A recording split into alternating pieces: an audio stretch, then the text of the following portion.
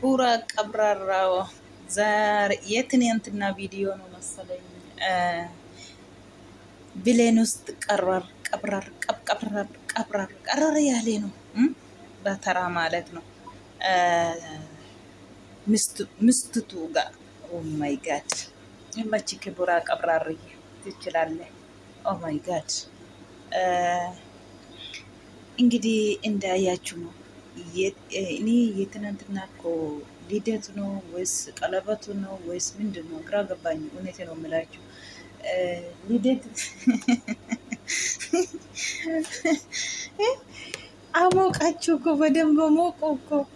ምስኪን ቡራ አለቀሰ ወላሂ። መጨረሻ ላይ አንድ እይታችን በእንባ ነው የጨረሰችው። እነሱ ሌብ ገብታ ማለት ነው። የእነሱ ደስታ ማለት ነው። እውነቴ ነው የምላችሁ ጨረቃ ፋሚሊዎች ትችላላችሁ። እውነቴ ነው የምላችሁ በልባችሁ ነው ሰው የምትወዱ፣ ከራሳችሁ በላይ ነው ሰው የምትወዱት። ግን ታገላችሁ ሀይሚና ቡራን እዚህ ላይ ደርሳችሁ ማየቱ ራሱ ትልቅ ነው። እውነቴ ነው የምላችሁ ማንም አንድ ላይ ሆኖ ብሎ ያሰበ የለም። ቡራና ሀይሚን ተስፋ አንቆረጥም ብሎ እስከ መጨረሻ ሲታገሉ ዛሬ ደግሞ እዚህ ላይ አይቶ እነሱን ሲታገሉ እርስ በርሳቸውም ሲሳደቡ እርስ በርሳቸው በቃ የማይሆነው ውስጥ ገብቶ ዛሬ ደግሞ እዚህ ላይ ውጤታማ መጥተዋል ማለት ነው። እዚህ ላይ ደርሷል ሀይሚና ቡራ አልሐምዱሊላህ። ይሄ ትልቅ ነው። ግን ጨረቃ ፋሚሊዎች ትችላላችሁ። ሰው ብትወዱ በልባችሁ ነው። እውነቴ ነው የምላችሁ ራሳቸው በቃ የራሳቸው ትቶ እነሱን አንድ ማደርግ እነሱ አንድነት ጠዋትና ማታ ሲለፉ ግን እንደዚህ ማየቱ ራሱ ደስታ ነው። አንድ ሆኖ በቃ ዛሬ አመት ሀይሜ ያከበረችው ልደት በጣም እውነቴ ነው የምላችሁ አይታችኋል። እንደ አሁኑ አይደለም ብቻ ነው። አሁን ደግሞ የባሴ ያበደ ሆና እንደዚህ ስታከብር ራሱ እንደ ሰርግ ነው እንጂ እንደ ልደት አይደለም የትናንትና። እውነቴ ነው የምላችሁ ምሬን ነው። አንደኛ በብሌን ነው ያከበረችው። ደግሞ አዲስ ሰዎቹም ጎደኞቹም አሉ። ብዙ ሰዎች ጎደኞቹ አሉ። በጣም ደስ ይላል። ወላሂ በጣም ደስ ይለው ብለኛል እንደዚህ ማየቴ። ሀይሚዬ አሁንም እንኳን ደስ አለሽ ቡርዬ። አንተም ጀና ወንድማችን ጉዞ ወደፊት ከክፉ ከሚቀኛ ከሽረኛ አላህ ይርቃችሁ። አሰላሙ አለይኩም ወረህመቱላሂ ወበረካቱ። አሸማ ሀርከፉኔ ኡመተ ቃሊ ኡመተ ቀሽቲ ኡመተ ውዲ አኬም ጅርተን ነገ ቀብደን ሰላም ናችሁ አላችሁ? እንዴት ቆያችሁ? መቴናል እንግዲህ እኒ ከሌሳ ሰርጊ ደሞ ልደት ያከበረቴ ሀይሜን ጀችuu fi minatti maa dhugaa rabbi waan sargii irraa adda ta'e hin qabu dhugaa dubbachuu fi sargii ma jedhaa yaada dhugaa guyyaa loota akkabaratte ta'e sargii ma jenne wayin qalafati ma jenne yaannu sakaleessa baay'ee tokko namatti tola. Galgala liibii galanii turan fakkaatanii argine guyyaa amma ganama kana hin arge baay'ee tokkotti das nama jedha. Egaa ijoolleen hordoftoonni warri isaan jaallatanii taraatiin liibii galanii tokko kan hin arge dhugaa rabbi amma guututti gammachuu ishee himimmaa isheetiin ibsatte biraa buute jechuudha. Buraan achumarraan hin boo'ennisii jechuudha. Rabbiin jaalala isinii haa kennu yoo jedhamu qalbii isinitti hin fakkaatin dhugaa rabbi. Wallaahi jaalala yoo qabaattan waan hundaa qabdu. Rabbi jaalala nama isinii haa kennu dhugaa rabbi. Akka buraa kanaaf akka himee kanatti rabbi hunda keessaniif jaalala isinii haa kennu dhugaa rabbi. Kenna isinii kennee buraa himee dhugaa rabbi kana alhamdulillah jettanii kan itti shakkartanii akka haadhaa bakka obboleessaa olitti bakka bu'anii taagalanii ጨረቃ ፋሚሊ jechuun qallaalii miti. Ofii isaanii wal fixaa wal arrabsaa siniin bakka hin ga'u jedhanii warri dhugaatiin sin hordofan warri dhugaatiin sin jaallatan warri dhugaatiin akka sin tokko taatan deemanii jiru. garuu taaggalanis wal fixanis wal arrabsanis wuxxeetii dhufee jira jechuudha.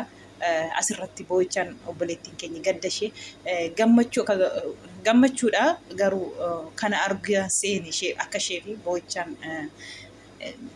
gadda ishee ibsatte irraa buute jechuudha. Dhugaa rabbii baay'ee tokko gammachuu ishee jechuudha isheen illee. Buraan miira keessa galee chumarraan boo'ee jechuudha. Waa sinii hin goone jaalala kana hundaa rabbiin nuu kennee jedhee boo'icha keessaa kuteennisii jechuudha. Dhugaa rabbii nama boosisa. Rabbiin namaa kenna. Rabbiin namaa kenna. Rabbiin namaa kenna jaalala somas hundaayyuu wallaahi itti boonaa. Itti gammadaatti shakkaraa rabbiin jaalala uummata kana sinii kenne jaalala sinii kenneera jaalala namaa akka uummata kana sinii kennes jaalala namaas sinii kenneera rabbiin wallaahi. Han ofii olitti siin jaallatan nafsi yaasaanii olitti siin jaallatan rabbi sinii kenneera ittiin shakkaraa rabbiin isiniin jenna. Ittaan seemmoo gaarruutti yeenii qashtiin qaaliinii bareedduun keenyi obboleessi ishee otoo isheen hin beekin mana deemee sabiraayis ishee godhee jira jechuudha. Takka mana sanayyuu hin beeku. Akkamiin eenyu sitti agarsiisee dhufee ati mana kooyyuu hin beektu takkaayyuu jettee jechuudha. Naate bara tolee kana keessa manni kuni kana jedhanii gaafachuun hin jiru deeqatti taama dhufuudha jedhe tiniin isin hima mitiire otoo deemanii kanaaf dhaqee manatti argameera jechuudha. Wanti hundinuu hin astakkaakkalama hin sirraa jedhee abdii qabaa jedhee jira. Abdii qabna hundi keenyiyyuu sirraa qixaa jenne waan dura dogongora isheetiin wallaalummaa isheesaa ta'u isheef galuu dhabeessaa ta'u waan duratti didde immoo dhiitte immoo har'a immoo ufumaa deebistee astakkaakkalachaa jirti yoo rabbi jedhe. Egaa akkuma umuriin ofii ol deemtu waan hundinuu namaa galaa dhufaa jechuudha. Har'i kaleessa miti kaleessa har'a miti namni achuma hin jiru. Akkuma umuriin ofii akkuma lafti guyyaan itti dabalaa deemuun achi deemaa jiru waan hundinuu namaa galaa dhufaa jechuudha. Ruuta namaa waan hundinuu isheef galaa dhufee jechuudha. Duraan dogongora baay'ee qabdi. Dogongorri ishee maanni yoo jettanii gizee kadhatamtee gizee abbaan itti kufee abbiyyuun ishee obbolaan abbaa manaa itti kufanii kadhatan hin diddee jechuudha. Har'a immoo isa sana gaabbite deefuutu dhabde dhufii ishee jireenya ishee nuuroo ishee isa dura astakkaakkaluutti kaatee itti jirti jechuudha. Namni wallaalummaanis jira hundis jira hin fakkaatu ta'a. Kanaafuu har'a immoo sirreeffachaa jirti yoo rabbi jedhe. Kana obboleessi immoo gorsa sinna ani qophaa koo miti jecha sinnaan jettaniini gorsa sinnaan jettanii fi darajaa kanarra gahaa jira jedhee abdii qaba. Ammas immoo fatana baay'een jiraatus ilma keessa darbaa jedhee abdii qabaa jettee jirti garoottaani.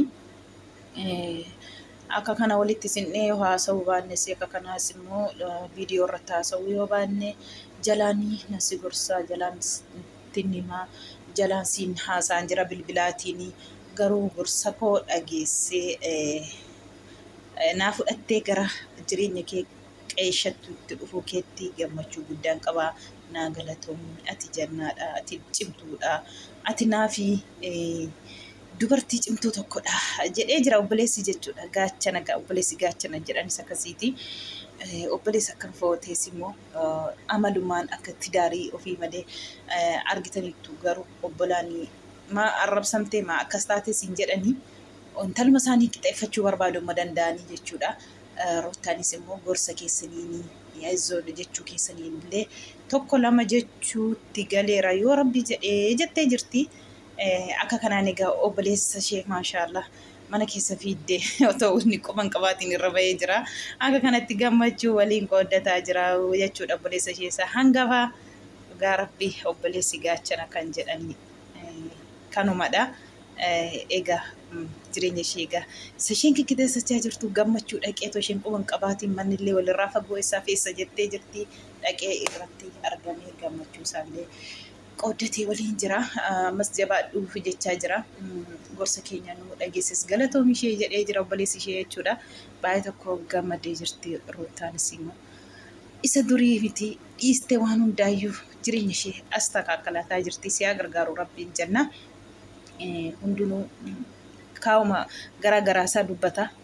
Nuti achi keessa hin gallu dhimma guddaa'idha. Egaa viidiyoo kaleessa argitaniitu jennee yaadna qalbitti Abirishillee harmeellaa irraa baasee jira. Harmeellaan leechumarraan xiqqoo gadditee jirti. Duruma waan tokko nam tokko gisee tidaarii qabu tidaarii sanatu walii addaan ba'anii fiiganii itti galuun qalbii miti ilaallachuun barbaachisaadha. Yeroo sanatti lakkii otoo jedhamu girgirriitiin itti galanii kun har'ammoo kanaan nama gahaa jechuudha. Wanti tokko ariifachuun hin barbaachisu. Dura toon ariifatiin dura dhaabadhaa laalaa waan hundi dura. Dhugaa rabbii dhaabadhaa laalaa. Itti galtanii boo'ur otoo ittiin galii malachuu wayya waan hundaayyuu. Fiiganii arreedanii itti galuun nama dhibu keessaa ba'uutu nama dhiba malee waan akkasiiti wanta na dhaggeeffataniif galatooma.